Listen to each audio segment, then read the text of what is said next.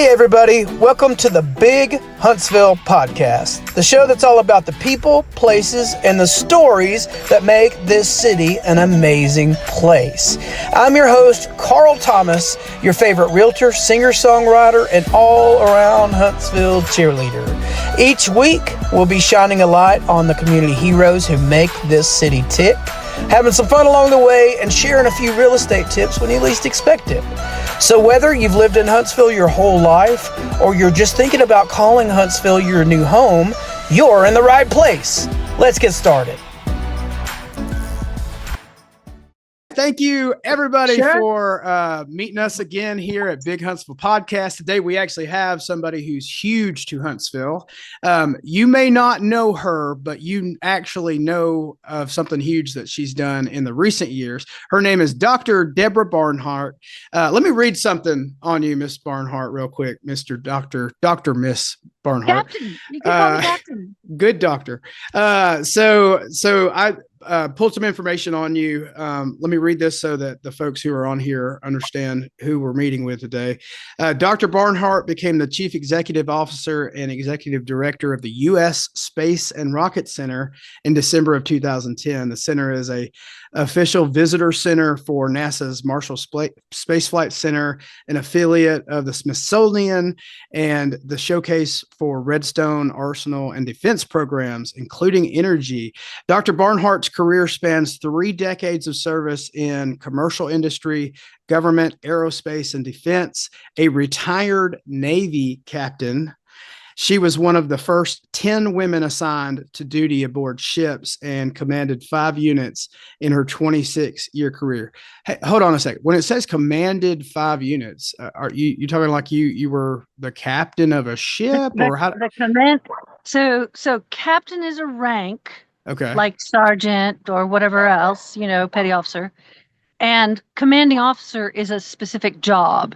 That means you're the CEO of that unit. Okay. You might be a lieutenant commander or you can be any rank, but depending on the size of the command, like a big command, a ship, might have a commander or a captain as the captain of the ship. So it's a little confusing, but anyway, basically means CEO of whatever installation it is, the ship or the. You would live on this vessel, right? Yeah, of course. Oh, that's cool. Yeah, of course. Were your quarters really nice, or were they very military? Oh, ship's a ship, baby. There's not a lot of room there for BS. Gotcha. Were these like destroyers or what? At the time I was serving, when they first sent women, you could only be stationed on non-combatant units and vessels. So my first ships were destroyer tenders. So that is any ship of the fleet could come alongside our ship. And we're basically a factory in the ship.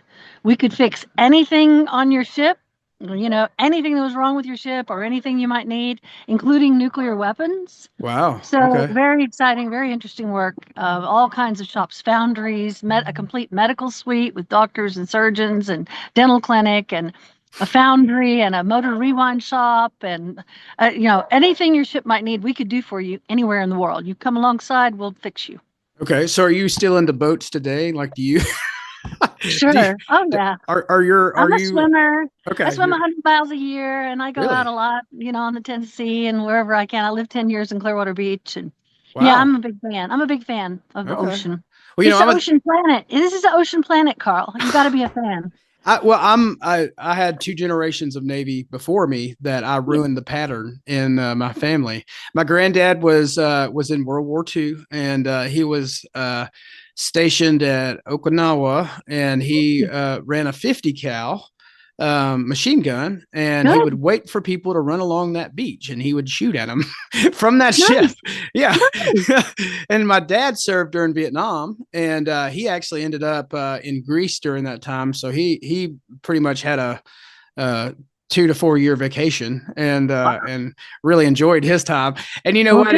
He'll never stand as a war vet, even though he was a wartime vet, because he spent that in paradise. Yeah, that's good. Good for him. He got lucky. Yeah, he really did. Okay, so continuing on, she was the vice president of the 3 Dow 30 aerospace and defense companies, serving in manufacturing, business development, program and research management, and congressional lobbying for Honeywell International, McDonnell Douglas, which is now Boeing, and United Technologies Aerospace. This list goes on and on. I don't have time to read it all. I'm ancient. I'm really old. I'm incredibly old. It's just impressive. A lot of times you wonder, well, so somewhere as much in the public eye as the Space and Rocket Center, you go, well, what kind of person could fill that role? And it's really impressive that the person that filled that role, you have such a pedigree of stuff I didn't even read off of my list here. An amazing. That was a retirement job when I came back to Huntsville, and that was my retirement job. But I love the work. I love the work. I worked at the Rocket Center 4 times in my life, but never as a real job until the end. Never as a career until the end. Well, you took the big job there. Well, it was at the time it was necessary. So I'll just say that. My favorite thing to do in my career is name drop you to. I'm sure that gets you a long way. Oh, it sure does. It makes me look like I'm somebody. You are somebody, Carl. So just to fast forward to where our relationship began, let me tell this story. So I've been in real estate for 16, 17 years now. Early on in my career, I was sitting in my office on a Saturday. The low folks on a totem pole ended up on Saturday duty, where you had to be in office and you just had to wait and hope somebody would come in. And no one ever did. But one time, a lady walked through my door. She may have been painting. I don't know. My first assumption of who you were is this might be a homeless person. I'm not sure. Here's why, because you were in work clothes. You were very aggressively leaning on the desk talking to me, and I just thought this is such a strange encounter. But you started asking me where the best places around Huntsville were to invest, because you were looking at making some investments in the city that you were born and raised, and you were back here. I wasn't born here. Well, you were raised here, though, right? Yeah. Correct. Yep. So you're a Huntsvillian as far as I'm concerned. Yeah. So you were looking to make some investments at that time. And so I started running my mouth about Southeast Huntsville and 5 Points and these areas that at that time were doing fairly well and growing. And you brought up an area to me. You said, no. I want you to look at 9th Avenue. The Low Mill District, which at that time, I'm not even sure it was called that officially as publicly as it is now. And I was afraid for you to even go in that direction at that time. There was just a lot of crime, a lot of things happening in that area, a lot of activity, mostly crime. So you had said, I disagree with you about that. I don't think that's ever been a high crime area. Well, there's a lot of poverty there, but not necessarily crime. But so someone not from Huntsville, like I get someone from New York that's looking to buy, and they will tell me we do not have ghettos, we do not have crime here. What you consider this or that, it's actually not. So I guess my perception of that area, because I hadn't spent a lot of time there specifically in real estate, because a house would hit the market at that time for $25,000, and right. As a realtor, unless I get a specific investor, I just didn't spend a lot of time there, because you would go and work on that house at 25,000 and you'd be able to sell it as a renovated house for 50,000. So there wasn't just a ton of money to make yet there, but you had a focus on that area. And so we met. What's funny, when we met at the property to see the property you chose to look at, it was a completely different person who stepped out of your car. You stepped out of a very nice car. I think you had like a Tesla coat on. I don't even know if Teslas were. You had something fancy. And I remember as soon as you got out of your car, someone that was walking down the street approached you. And my immediate reaction was to turn around and walk the other way and get out of there. And I just watched you handle yourself with that person who was maybe a little out of sorts at that time, and they were asking you a lot of strange questions, and they just saw you get out of this nice car. And I just remember thinking, oh my gosh, this is not a normal this lady handles herself well. When I grow up, I want to act like that. I want to be able to handle myself. So anyways, so we went on, and part of the building of my career in real estate was my involvement with you. I learned a lot about that area in the coming years. And this is wild, not to give too much of your information away, but we would start to go after some of these properties, and we would be bidding against really big players like the city of Huntsville in some situations. And and what was crazy about that is I did not see what we know now as the low mill district coming. I didn't foresee brand new construction all around $400,000 or $500,000 houses. I didn't foresee that. And all of the really neat retail and unique stores and eateries and places like that. I didn't foresee all that, but you did. So I guess the reason I wanted you on today was to talk a little bit about that area. So what draws you to like that 9th Avenue or the West Lawn neighborhood? Like what draws you over there? Why did you have interest in that area? When I came to Huntsville with my father, I was born in Oklahoma, but when I came here with my dad, like so many others, yourself and others, in 1959, there was no housing in Huntsville. I mean, there was nothing available. This town was exploding. All the companies were moving in, a ballistic missile command, all that was happening. NASA was formed in 1960, and there wasn't enough housing for all the people who came here. So my father bought a house over on Governor's Drive, which is right where Bandito Burrito is right now. There was a house there. He took it down. Jeff Kennedy Moving Company moved the house over to 9th Avenue on a lot that my dad bought. And he re-bricked it, rebuilt the house, and I grew up over on 9th Avenue. Wow. So I like that area. Then, fast forward 50 years, 60 maybe, and I have to come back to Huntsville for the Rocket Center's sake. And, well, West Huntsville's great. I mean, I'm totally comfortable there. It's the same lovely mix of blue collar, young professionals, old families, people who've inherited family houses there. It's the same neighborhood it always was. It's not Southeast Huntsville top notch, but it's a nice working blue collar neighborhood now. And it's always been that way. And it still is even today, except for so many more young professionals moving there. Sure. But rule number one that you know well, Mr. Realtor, is in real estate, you can't make money unless you buy low. Oh, right. So at the time I came back to Huntsville, there were 40 properties for sale in Low Mill and West Lawn. 40 properties available, and you could buy them for like a paycheck in my case. So I thought, this area might not be great right this second or attractive to new buyers, but in 20 years, it's going to be amazing because the fact is it ain't getting any further from downtown or the Arsenal. Sure. The location. So those are the two fundamentals. It's a fantastic location and you could buy low there. So I bought everything I could buy that wasn't a house because I was busy, with the Rocket Center and I didn't want to be a landlord. Right. I did end up buying a house there, which I totally love, a 1938 all limestone house, which I totally adore. And Chester West completely renovated it for me. But I just felt that Low Mill is a very good investment. I was willing to wait 10 or 20 years for that investment to pay off. But luckily, these guys in East Nashville, who came and, had redone all the homes in East Nashville, came in and bought everything they could get their hands on in Low Mill and renovated all of them. And now they're, $400,000 and $500,000 houses over there. So they did me a giant favor. They fast forwarded my investment 20 years for me. Yeah.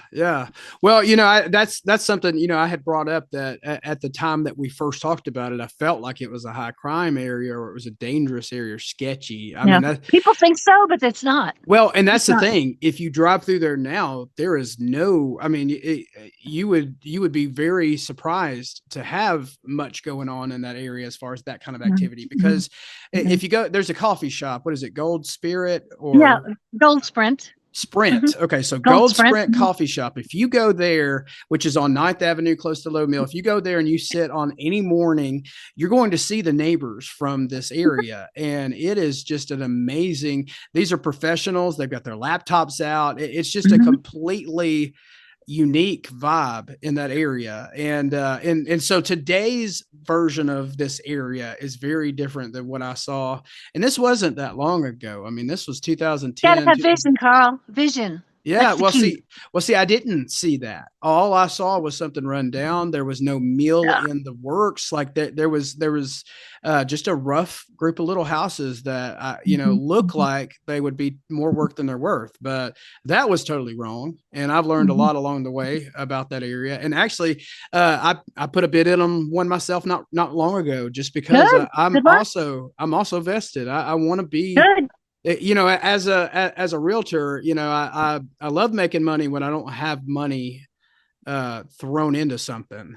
But I watch all of these investors I work with make really good money doing this in most cases. Mhm. And so Mhm. it's really hard not to put my hands in it too. But if I was to choose one spot in all of Madison County to do that, this is it. I want to get as close to Ninth Avenue as I can, anywhere from the Jordan to the Seminole side of Mhm. Ninth. That's where I want to be. But Yep.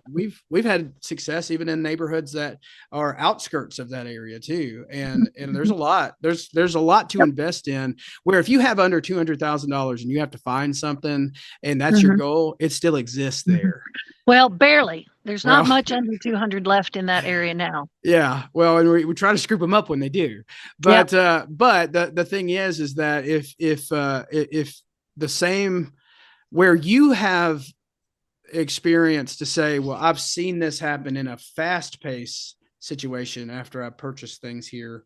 It leaves less to risk for folks like Yeah. me, who Yeah. I don't Yeah. have a big bank account. I would be putting a lot of Yeah. risk out there buying something. And Yeah. so I feel totally comfortable buying there. So Yeah. if somebody is a investor or getting into investing, which they're going to have to make a lot of mistakes along the way and learn a lot of things on their own. But what would you tell them to look for if they were focused in on this area? Like, do you know, like, are there good rentals in this area, like rental pricing and things like that? Do the rentals do well here? I've had rental houses in that area for 4 or 5 years now and had very, very good luck. My tenants were fantastic. In fact, I just had some tenants move out of a house I own over there, and it was so nice. I think I might put it on the market because it's in such good Oh condition. well, Normally, when a yeah. renter goes, you have to do everything to the house, but they left it in beautiful condition. It was all professionals. 3 or 4 professionals were renting the house together, which typically is a little scary for an owner, but it was great. I have a good rental company, and they took great care of everything for me. So I think you just have to recognize it's not a crime area, never has been. It's Sure. always been blue collar, regular people there. It is so centrally located, it ain't never getting any further from the Arsenal or downtown Huntsville. Right. And it's kind of on what I've been calling the steam trail, which is, Rocket Center, Botanical Gardens, and now there's parks there, all the way down Ninth Avenue to Low Mill. You've kind of got an arts and culture trail going there on the west side of town. Yeah, yeah, and amazing, and there's more room for more to happen over there. And Um, I like especially in the West Lawn side. Down sure. on the Low Mill side, it's all a kind of a checkerboard square, Yes. matrix. But over in the West Lawn side, there's a lot of curved streets with parks and nice different shaped yards and so forth. So I really like the West Lawn area. Well, let's talk about West Lawn for a second, because you've let me know about something that you're in the works doing right now, Mhm. where you're making an investment in the city and the future of Huntsville. So you are creating, or part of a creation of a park there in that West Lawn neighborhood, right? Mhm.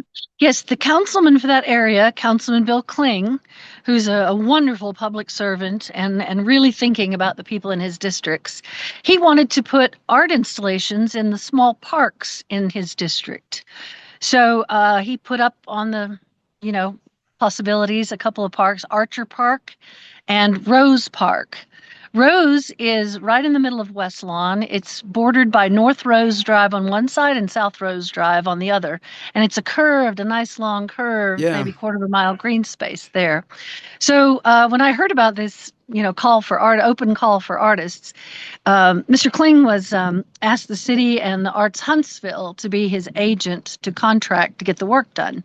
So I looked online, which parks were they doing? I'm not an artist, but I was curious about the parks.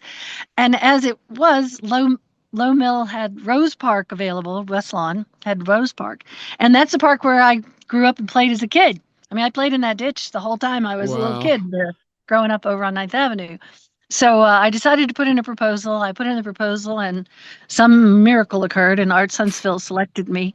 So for the past year, I've been completing an installation in Rose Park. It's 4 pieces that are throughout the park. Kind of, if you're taking a walk, you would walk by them, in the course of about a quarter mile. And it's 4 different elements that are all focused on direction, having a purpose in life, and knowing one's direction, and how to follow, your own compass. There's a compass, a 6-foot granite compass there, which has a Huntsville image on it that you'll like when it's finished. There's a meter-sized granite sphere that has all of the continents engraved on it. Wow. And other information. A little further down, there's an analemmetic sundial, and that's a sundial that doesn't have a gnomon. The piece that sticks up that shows the time. Sure. The person who's there on the sundial is the gnomon. Oh, wow. So you stand on the month of the year on the ground there. It'll show you, and your body casts the shadow for the hour. Oh. Then at night, that sundial, it actually happens to be in the shape of a crescent moon, and I put phosphorescent yellow gravel in it. So at night, it glows like a crescent moon, and during the day, it's a sundial. And then finally, the largest piece is it's a takeoff on the Da Vinci Vitruvian Man. I do. Guys who are standing there in the circle in the square. And it's an interactive piece that allows an adult or a child or someone with a handicap to participate in it. And the centerpiece of that is an 8 feet tall metal Vitruvian Man. I'm a metal worker. And so this Vitruvian Man is an astronaut. So both of the Vitruvian Men are astronauts. And you can stand in the frames alongside them there in the park. Wow, that's amazing. Well, and I hate to keep talking money because money is nice, but money, we all just want to be comfortable. If you're greedy and you want to make money, it might be a good area to do it in. But it's things like this that take a neighborhood that is subpar financially as far as values and bumps them up. So if I'm going out and I'm looking for a place to invest, I'm looking for things like this that are happening.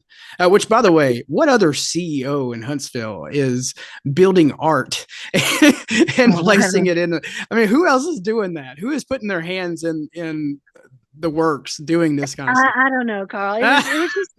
It was just a chance to do something fun. If those elements that I put in that park had been there when I was a child, dude, I would have been Jan Davis. Yeah. It's just, I'm just hoping to leave behind something that will inspire the people in that area. And I honestly think it'll improve the values of the homes in that area. I totally agree. And one day, a small child who's looking at that stuff might someday be a Dr. Deborah Barnhart. You never know. Well, I hope they can do better than that. No, but anyway, I don't know about that. Well, thank you so fun. much for hanging out with me and telling me a little bit about that. If folks want to find that, so they're going to take 9th Avenue. If you start at Low Mill and head east on 9th Avenue, okay, toward Decatur, toward the Rocket Center, just before you come to Jordan Lane on the right-hand side, the last 3 streets before are North Rose and South Rose. It's about 2 blocks from the old West Lawn School, which is now an office center. Yes. The West Lawn Office Center. So yeah, it's just a couple of blocks toward Low Mill from the old West Lawn School. Is there a release date for all that? Do you have like a planning on when that's going to be public? And that's all up to, I mean, the installation is going in right now. It's already largely in, but the Arts Council will have an opening date. I don't know what that is yet. Okay. So definitely worth driving by anyways now just to get a peek. Drive by. It's not done, but you can drive by and see the astronauts. Oh, that's cool. That's so cool. Yeah. Well, thank you so much for being with us. Everybody, I don't know if I'll ever match the level of this guest. So I'm glad you got to be a part of that with me, because this feels kind of like a really big deal. Join us next time. Many, many more people similar but not as great as Dr. Deborah Barnhart. Y'all have a good day. Thanks for tuning in to the Big Huntsville podcast. If you've enjoyed the stories, the laughs, and maybe learned a little something new about our amazing city, remember, Huntsville isn't just a place, it's a community. And we've got some of the best folks around. So if you like today's episode, please don't forget to subscribe and share it with a friend. And if you got a local hero or story you think we should highlight, hit me up. I'd love to hear about it. Until next time, I'm Carl Thomas. Keeping it fun, keeping it real, and always keeping it big here in Huntsville. Catch you later.